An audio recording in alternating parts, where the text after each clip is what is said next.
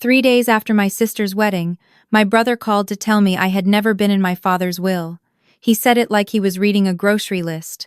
Flat, casual, like he had been waiting years to say it out loud. What he didn't know was that I had already read the will. All of it. Every single page. And what was written in there wasn't just about money. Let me start from the beginning, because none of this makes sense without it. My father passed away 14 months ago, 2 days after Thanksgiving, in the house where my brother and I grew up. He had been sick for almost 3 years, a slow kind of sick that gives you enough time to say everything you need to say, but somehow you still end up leaving things unsaid. I was with him at the end. My brother was not. He arrived 4 hours after the call, smelling like airport coffee, and the first thing he asked was whether Dad had spoken to his lawyer recently. I remember standing in the hallway outside my father's room and thinking that was a strange thing to ask. My name is Claire. I am 32 years old. I teach 4th grade at an elementary school in Columbus, Ohio, and I have a small apartment with 2 houseplants I have somehow managed not to kill. I am not wealthy. I have never pretended to be. I drive a 7-year-old Honda and I pack my lunch most days, and I think that is fine. My father raised me to believe that being fine was enough. My brother's name is Daniel. He is 6 years older than me, and he has always moved through life like the world owed him something specific and was simply slow in delivering it. He married a woman named Renee 8 years ago. Renee has opinions about everything, the right neighborhoods, the right schools, the right way to load a dishwasher, and she delivers these opinions the way a judge delivers a sentence. Final. Non-negotiable. My father never said anything bad about her. He just got very quiet whenever she was in the room. My sister, my half-sister, technically, though I never use that word, is named Molly. She is 28, the daughter of my father's second wife, and she is the kind of person who apologizes for existing in spaces she has every right to occupy. She married a man named Greg last June, on a Saturday afternoon in a small vineyard outside of Cincinnati, and I was her maid of honor. I cried during the vows. I am not ashamed of that. The wedding was beautiful. Everything about it was exactly what Molly had wanted, simple, honest, nothing performed. The tables had wildflowers in mason jars, and the cake was lemon, and the DJ played Fleetwood Mac, and nobody gave a bad speech. My brother gave a speech. It ran 11 minutes. I know because Greg's cousin was timing it on his phone and showed me the screen with wide eyes.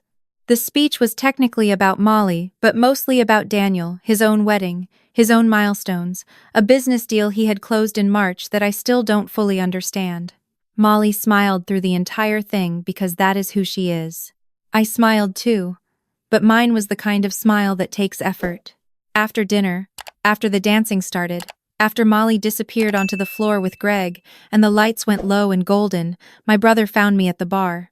I should have ordered another drink and walked away. He had his jacket off by then, tie loosened, and he had the look he gets when he has been rehearsing something in his head for a while. A little too relaxed, a little too ready. He said he wanted to talk about the estate. I told him now wasn't the time. He said there was never going to be a good time, so it might as well be now. What followed was a conversation I have replayed probably 200 times since that night. Not because I didn't expect it, but because of how he did it. He did it at Molly's wedding, with music playing and people laughing 20 feet away, and he did it in a voice that was almost kind, which was somehow worse than if he had just been cruel. He told me that our father had updated his will 18 months before he died. That the house, the investment accounts, the lake property in Michigan that had been in our family since before I was born, all of it had been restructured. He said that due to certain legal complexities, and he paused on those words like they meant something specific, my share of the estate had been significantly reduced. He said he wasn't sure how to explain the details, but that his lawyer had been very clear about what the documents said. Then he said the part that stopped my breath. He said my father had noted in the updated documents that I was not his biological daughter. He said it quietly. He even touched my arm when he said it, which I think was the cruelest part. I stood very still for a moment. The song changed. Somewhere behind me, someone laughed. I asked him where he had heard that. He said it was in the will, black and white. I asked if he had read the actual will, or if his lawyer had summarized it for him. He said that was the same thing. I picked up my drink. I told him I needed some air, And I walked outside and stood in the vineyard in my bridesmaid dress, and I looked at the lights strung between the posts, and I breathed slowly until I felt the ground under my feet again. Because here is what my brother did not know. 6 weeks before my father died, on a Tuesday afternoon when it was raining and the hospice nurse had stepped out for lunch, my father asked me to open the drawer in his nightstand. Inside was a white envelope with my name written on it in his handwriting. He told me not to open it until after everything was finished. He said everything, and I understood what he meant. He said there were things he hadn't said clearly enough for long enough, and that he was sorry about that, and that the envelope would explain the rest. I kept that envelope in my kitchen drawer for 4 months before I opened it. When I finally did, I sat at my kitchen table for a long time afterward. Long enough that both my houseplants were just dark shapes in the window and the apartment had gotten cold around me. The envelope contained 3 things. The first was a letter, handwritten, 4 pages, front and back. The second was a DNA test result, the kind you can order through the mail, dated 2 years before his death, initiated by my father himself. The third was a copy of his original will, the one drafted 15 years ago, before Daniel had started asking questions, before Renee had started making suggestions, before the lawyer my father used in his last year had come with recommendations. I am going to come back to what was in the letter. But first I want to tell you about my mother, because my brother clearly hadn't considered her at all when he constructed his version of events, and neither had the story he thought he was telling. My mother's name was Patricia Ann Hollis, before she married my father. She grew up in Dayton, the second of 4 children, in a house near the river. She met my father at a work conference in 1989, and they were married within a year. She was not a complicated woman. She was warm and direct, and she made very good pie, and she had absolutely no patience for dishonesty.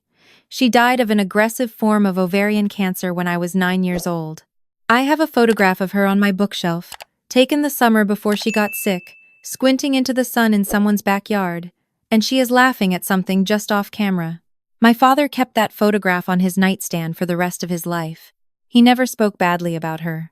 Not once. Not even in the difficult years after, when grief made him quiet and hard to reach. He just loved her the way some people love, without announcement, without condition, without ever fully recovering from the loss.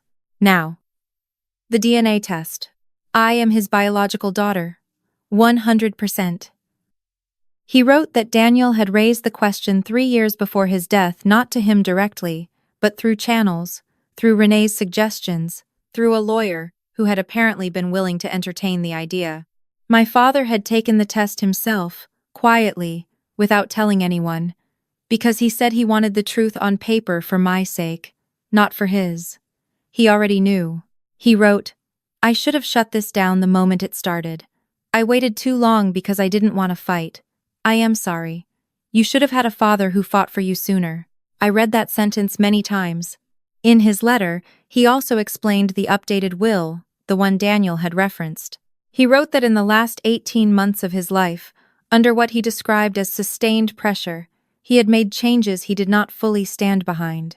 He had been tired. He had not wanted conflict with his son in whatever time he had left. He wrote that he regretted it, and that he had spoken with a different attorney, his original one, a woman who had handled his affairs for 20 years, and that she had advised him on how to address it. He directed me to call her. Her name was Margaret. I called her 3 weeks after the funeral, expecting to leave a voicemail. She picked up on the second ring, as if she had been waiting.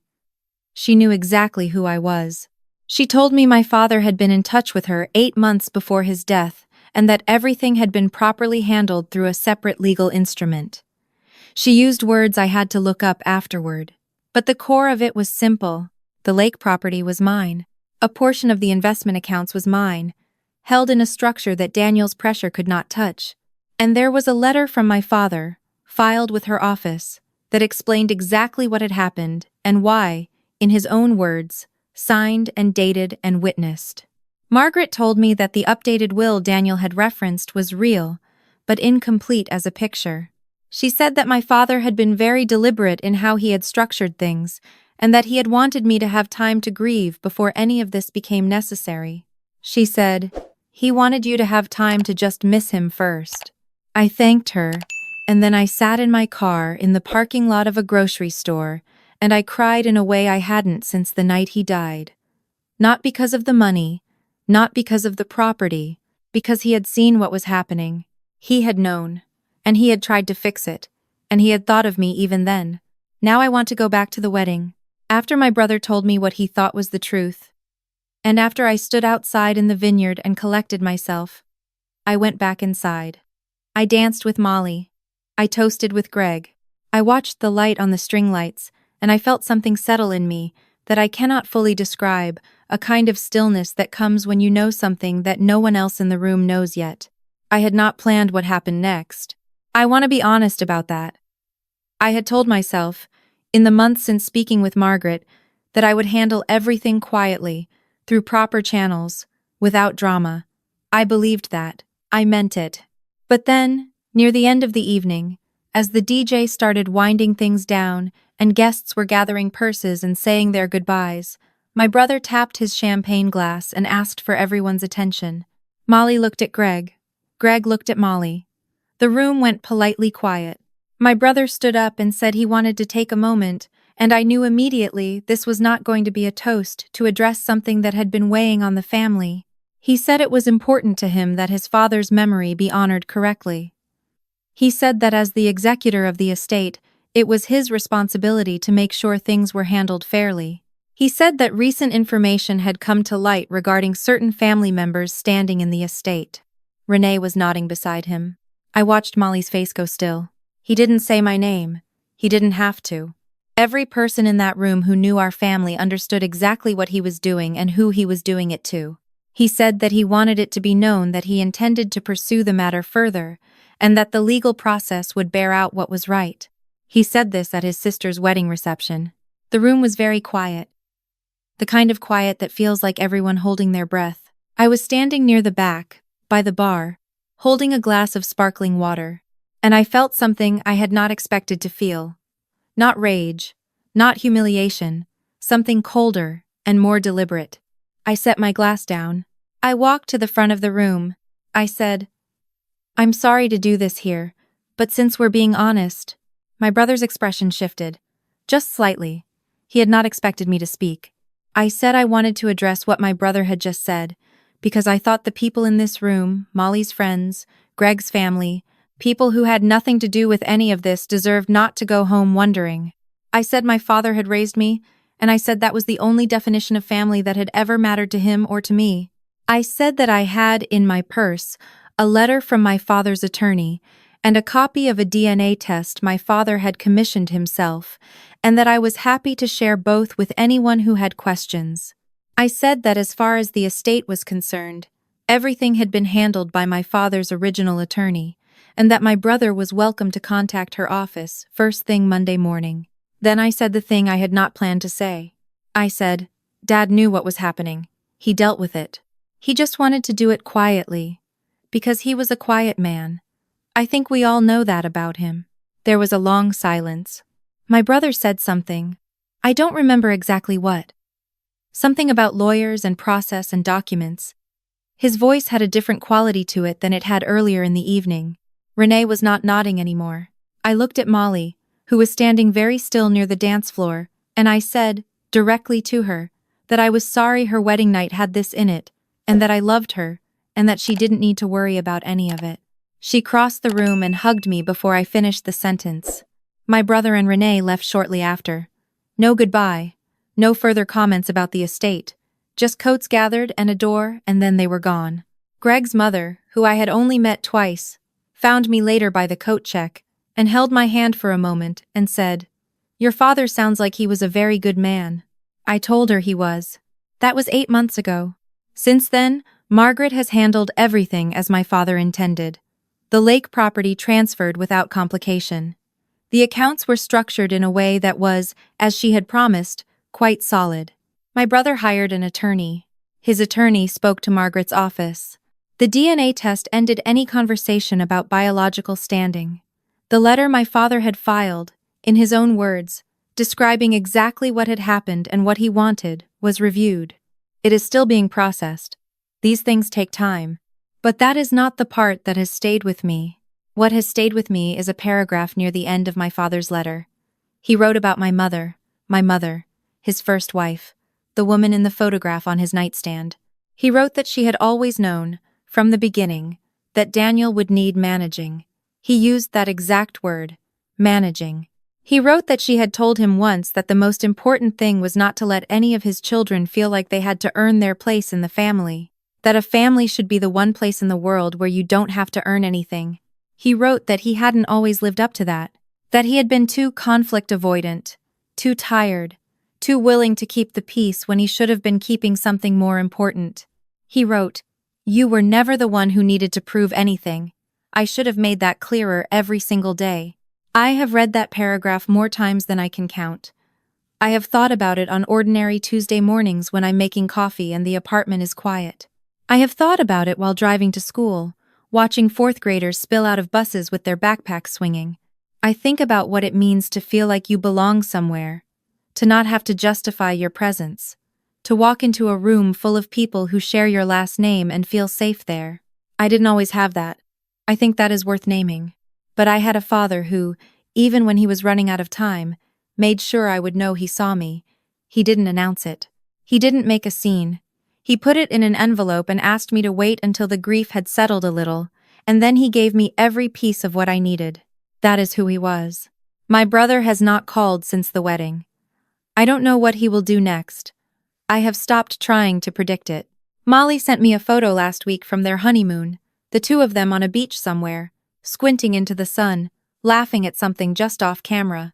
It reminded me of the photograph on my father's nightstand. The same light. Maybe. The same quality of happiness that doesn't need an audience. I have it saved on my phone. I look at it sometimes when things feel heavy. My father's lake house is empty right now. It has been empty since he died. I have not gone back yet because I wasn't sure I was ready to stand in that space without him in it. But last week I booked 2 nights there in September. Just me. Just the water and the quiet and whatever it feels like to be somewhere that was always meant to be mine. I think I am ready now.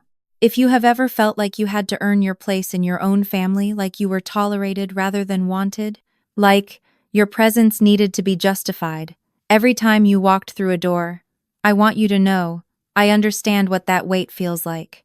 I carried it for a long time without naming it. It took my father's voice, after he was already gone, to put it down. You are allowed to put it down too. That is the only thing I know for certain.